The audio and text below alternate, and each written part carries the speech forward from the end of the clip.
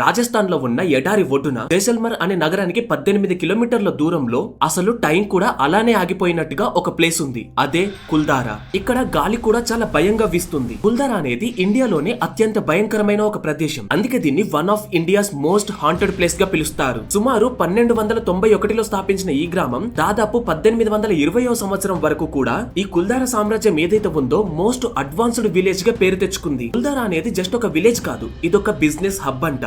అన్ని వనరులున్న మన ఊర్లలోనే అప్పట్లో ఏదైనా పండించాలి అంటే చాలా కష్టపడే వాళ్ళు, అండ్ ఆ పంట కూడా సరిగ్గా చేతులకు వచ్చేది కాదు. అలాంటిది ఎడారిలో ఉండే ఒక ఊరు, కేవలం వర్షపు నీరును మాత్రమే నమ్ముకున్న ఒక ఊరు ఆ కాలంలోనే ఒక బిజినెస్ హబ్ లా ఎలా మారింది అంటే అంత అడ్వాన్స్డ్ ఎలా అయింది? వర్షాలు కూడా సరిగ్గా పండని ఒక ఊరు అగ్రికల్చర్ పై డిపెండ్ అయ్యి ఉంది అంటే అసలు అది ఎలా సాధ్యమైంది? అండ్ అలాగే అక్కడ ఉన్న ఊర్లో గనక మీరు ఇన్ఫ్రాస్ట్రక్చర్ గనక చూస్తే ఆ ఊరు గురించి మీకే అర్థమవుతుంది. ఈ ఇన్ఫ్రాస్ట్రక్చర్ గురించి ఒక చిన్న ఎగ్జాంపుల్ చెప్పాలి అంటే, థార్ డెసర్ట్ లో నీళ్లు ఉండవు కాబట్టి కాడిన్ అనే ఒక నీటిపారుదల వ్యవస్థను ఏర్పాటు చేసుకుని వాళ్ళు పంటలు పండించారు. అలా ఈ గ్రామంలో దాదాపు 1500 నుండి 2000 మంది వరకు జీవించి ఉండేవారు. అయితే 19వ శతాబ్దం అప్పుడే ప్రారంభం అవుతుంది. ఆ టైంలోనే ఈ ఊర్లో 1500 నుండి 2000 మంది వరకు జీవించి ఉండేవారు అని చెప్పుకున్నాం కదా. వాళ్ళందరూ కూడా ఒకే రోజు రాత్రి మాయమైపోయారు. ఆ టైంలో ఈ ప్రాంతంలో ఎలాంటి యుద్ధం జరగలేదు, అండ్ అలాగే ఎలాంటి ప్రకృతి వైపరీత్యం కూడా రాలేదు. లైక్ ఎర్త్క్వేక్స్, సునామీ ఇలాంటివి కూడా ఏది జరగలేదు. ఇవన్నీ జరగకపోయినా సరే ఆ 1500 మంది ఎలా మాయమయ్యారు? అది కూడా ఒకే రాత్రి. వాళ్ళు మాయమైన తర్వాత దాదాపు ఇప్పటికి 200 సంవత్సరాలు అయినా సరే ఎవరు కూడా ఆ ఊర్లో నివసించడానికి ముందుకు వెళ్ళట్లేదు. ప్రస్తుతానికి పగలు టైంలో ఆ ఊరు ఒక టూరిస్ట్ స్పాట్ అయింది, కానీ రాత్రి అయితే మాత్రం ఆ ఊర్లోకి ఎవరు అడుగు పెట్టరు. సో గైస్, పదండి ఈ వీడియోలో నేను మీకు క్లియర్ గా కుల్దారా యొక్క మిస్టరీని ఎక్స్ప్లెయిన్ చేస్తాను. అసలు ఈ కుల్దారాలో ఉన్న ప్రజలంతా ఒకే రాత్రి ఎలా మాయమైపోయారు? సో ఈ క్వశ్చన్ కి మీకు ఆన్సర్ తెలియాలి అంటే ముందుగా ఈ ప్రాంతం గురించి కాస్త మీరు తెలుసుకోవాలి, అండ్ అలాగే ప్రాంతంలో ఉన్న ప్రజల గురించి కూడా తెలుసుకోవాలి. కుల్దారా ఈ ప్రాంతంలో నివసించే వాళ్ళను పాలివన్ బ్రాహ్మణులు అని అంటారు. నార్మల్ గా బ్రాహ్మణులు అనగానే మనకు వచ్చే థాట్ ఏంటి? దేవుళ్లను పూజించే వాళ్ళు అండ్ అలాగే పురోహితులు అని. కాకపోతే ఈ పాలివల్ బ్రాహ్మణ్స్ అలా కాదు. వీళ్ళు వ్యవసాయాన్ని అండ్ అలాగే బిజినెస్ ఎక్కువగా చేసేవారు. అండ్ అలాగే దేవుణ్ణి ఆరాధించడం, పురోహితం చేయడం ఇదంతా వాళ్ళకు సెకండ్ ప్లేస్. ఫస్ట్ ప్లేస్ వచ్చేసి బిజినెస్ అండ్ వ్యవసాయం మాత్రమే. అయితే వీళ్ళేం ఈ కుల్దారాలోనే పుట్టలేదు, వీళ్ళు వలసొచ్చిన వాళ్ళే. వీళ్ళు ముందుగా రాజస్థాన్ లో ఉన్న మన మెయిన్ సిటీ జోధ్పూర్ దగ్గర ఉండేవాళ్ళు. జోధ్పూర్ దగ్గర పాలి అనే ఒక విలేజ్ ఉంటే ఆ విలేజ్ లో ఉండేవాళ్ళు. సో అందుకోసం అనే వీళ్ళను పాలివన్ బ్రాహ్మణులు అని పిలుస్తారు. అలా వీళ్ళు దాదాపు 12th to 13th సెంచరీ ఈ మధ్య కాలంలో ఈ కుల్దారా ప్రాంతాన్ని ఎంచుకొని ఇక్కడికి వలస వచ్చారు. అయితే ఈ కుల్దారా గురించి మాట్లాడుకుంటే ఈ ఊరు దాదాపు మన థార్ డెసర్ట్ లో ఉంటుంది. చుట్టూ వాటర్ ఉండవు, ఒకే నది మాత్రమే ఉంటుంది. అది కూడా చాలా చిన్న నది, అందులో కూడా ఎప్పటికీ వాటర్ సరిగ్గా ఉండవు. అయితే ఈ కుల్దారా ప్రాంతంలో ఇంకొక సమస్య ఏంటి అంటే ప్రతి సంవత్సరం వర్షపాతం అనేది చాలా తక్కువ ఉంటుంది. ఆ ప్రాంతంలో మాక్సిమం వర్షపాతం ఎంత అంటే ఓన్లీ 150 మిల్లీమీటర్స్ మాత్రమే. అలా ఎలాంటి నీటి సదుపాయాలు కూడా సరిగ్గా లేని ప్రాంతంలో వీళ్ళు ఆ పంటలు ఎలా పండించారు? పంటలు పండించడం పక్కన పెడితే ఈ కుల్దారా అనే ప్రాంతాన్ని ఒక బిజినెస్ హబ్ లా ఎలా మార్చారు? According to Indira Gandhi national centre for the arts INGCA ఇందులో ఉన్న కొన్ని రికార్డ్స్ ప్రకారం ఈ పాలివన్ బ్రాహ్మణులు ఎవరైతే ఉన్నారో అప్పట్లో వాళ్ళు వెంచర్ క్యాపిటలిస్ట్ అంట. అండ్ అలాగే India to central Asia connect అయ్యే ట్రేడింగ్ రూట్ ని ఆపరేట్ చేసే వాళ్ళు, కంట్రోల్ చేసే వాళ్ళు కూడా వీరేనంట. అయితే వీరికి ఉన్న తెలివితోనే ఒక ఎడారిలో కూడా పంటలు పండించొచ్చు అని వాళ్ళు ప్రూవ్ చేశారు. అయితే వాళ్ళు తెలివైన వారు అనడానికి గల ప్రూఫ్స్ ఏంటి అంటే వాళ్ళు ఎడారిలో వాటర్ ని స్టోర్ చేసుకోవడానికి నిర్మించుకున్న హైడ్రో ఇంజనీరింగ్ ప్లాంట్స్. 150 mm కన్నా తక్కువ వర్షపాతం ఉన్న ప్రాంతంలో వాటర్ ఉంటే మాత్రమే పండే గోధుమలు, నార్మల్ గా వాటర్ ఉంటే మాత్రమే పండుతాయి కదా, వాటిని వీరు పండించారు. నార్మల్ గా చూసుకుంటే ఇది వాళ్ళకి ఎలా సాధ్యమైంది? ఎలా అంటే వాళ్ళు తయారు చేసుకున్న కడిన్ అనే ఒక ప్రక్రియ ద్వారా. సో బేసిక్ గా ఈ కడిన్ అంటే ఏంటి అంటే ఎప్పుడైతే ఆ ఊర్లో వర్షం పడుతుందో ఎత్తైన రాతి ప్రదేశాలు ఉంటాయి కదా, ఆ ప్లేస్ లో పడిన వర్షాన్ని ఒక స్లోప్ లాగా కిందికి చేర్చేవారు. అప్పుడు ఆ నీళ్లన్నీ భూమిలో ఇనికిన తర్వాత అక్కడ పంటలు పండించేవారు. సో దట్ ఆ భూమి అనేది చాలా రోజుల వరకు తేమగా ఉంటుంది. ఇకపోతే మళ్ళీ వర్షం పడ్డప్పుడు మళ్ళీ సేమ్ ప్రాసెస్. అండ్ ఇదే విధంగా ఇదే పద్ధతిలో నీటిని నిల్వ చేసుకోవడానికి ఒక లోతట్టు ప్రాంతాన్ని తవ్వి దాంట్లోకి ఈ పల్లం ద్వారా వాటర్ వచ్చిన తర్వాత ఆ వాటర్ కి మీద పైకప్పు పెట్టేవారు. సో దట్ ఆ వాటర్ అనేవి ఆవిరవ్వకుండా ఉంటాయి అని. అలా ఆ నీళ్లను చాలా రోజుల వరకు నిల్వ చేసుకుని వాటిని వ్యవసాయానికి, తాగడానికి వాడేవారు.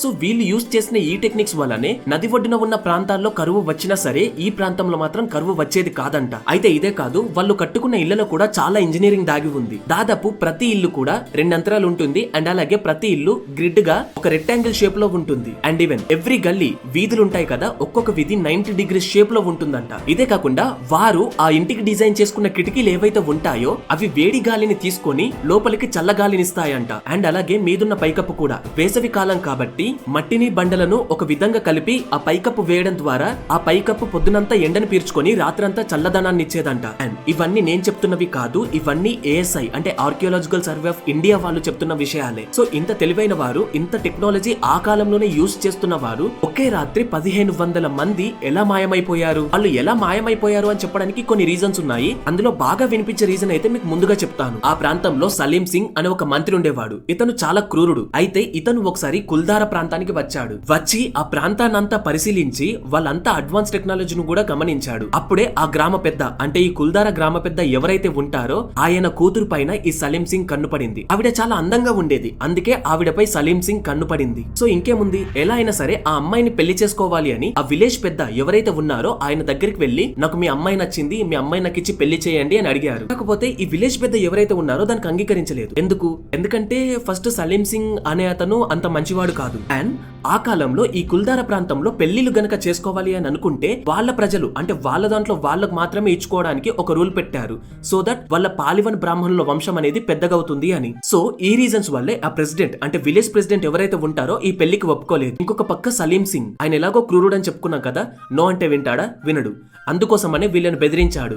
మీ ట్యాక్సులు పెంచుతాను అని బెదిరించాడు, మీ గ్రామాన్ని మొత్తాన్ని నాశనం చేస్తాను అని బెదిరించాడు, మీ అందరిని చంపేస్తాను అని బెదిరించాడు. అండ్ మీ అమ్మాయిని నాకు ఇచ్చి పెళ్లి చేయడానికి కేవలం మీకు 2 రోజులు మాత్రమే టైం ఇస్తున్నాను అని చెప్పి ఆ ప్రాంతాన్ని వదిలేసి వెళ్లిపోయాడు. సో ఈ కుల్దారా ప్రాంతానికి అంత పెద్ద సైన్యం లేదు. వీరంతా తిప్పికొడితే 1500 to 2000 మెంబర్స్ అంతే. అండ్ అలాగే వాళ్ళ సొంత అమ్మాయిని అతనికి ఇవ్వలేరు. సో ఆ విలేజ్ వాళ్ళంతా కూడా ఒక డెసిషన్ కి వచ్చారు. అదే ఆ ఊర్లో నుండి రాత్రికి రాత్రే పరారవ్వడం. అందుకోసమనే ఆ రోజు రాత్రి ఆ 1500 మంది కూడా ఆ ఊర్లో నుండి వెళ్లిపోయారు. సో ఇలా ఒక 1500 మంది వెళ్లిపోతే అసలు అక్కడ సౌండ్ రాదా అని మీకు అనిపించొచ్చు. దీనికి హిస్టోరియన్స్ కొన్ని రీజన్స్ చెప్తున్నారు. ఒకటి, అమావాస్య రోజు వెళ్లిపోవచ్చు అని. ఎందుకంటే అమావాస్య రోజు చంద్రుడు ఉండడు కదా. సో దట్ ఆ రోజుల్లో చంద్రుడు మాత్రమే main source of light. So ఒకవేళ చంద్రుడు గనక లేకపోతే వాళ్ళు ఎవరికి కనిపించరు కాబట్టి వాళ్ళు ఆ రోజును ఎంచుకొని ఉండొచ్చు. సెకండ్ థింగ్ ఏంటి అంటే వాళ్ళు పెద్ద పెద్ద వస్తువులు అవేమీ తీసుకెళ్లలేదు, కేవలం బంగారం మాత్రమే తీసుకొని వెళ్లారు. అండ్ థర్డ్ థింగ్ ఏంటి అంటే ఎవరికి అనుమానం రాకుండా ఎలాంటి సౌండ్ కూడా చేయకుండా వాళ్ళు నిశ్శబ్దంగా అక్కడ నుండి వెళ్లిపోయారు. ఇకపోతే ఫోర్త్ థింగ్, ఏ ఇంట్లో కూడా దీపాన్ని వాళ్ళు ఆర్పలేదు, ఎందుకంటే అవతల వాళ్ళకు డౌట్ రాకూడదు అని. అలా ఓన్లీ ఆ ఒక్క రాత్రిలోనే ఈ 1500 మంది ఎవరైతే ఉన్నారో ఆ గ్రామాన్ని వదిలేసి అక్కడి నుండి వెళ్లిపోయారు. ఆ తర్వాత వాళ్ళంతా కూడా జైసల్మర్, జోధ్పూర్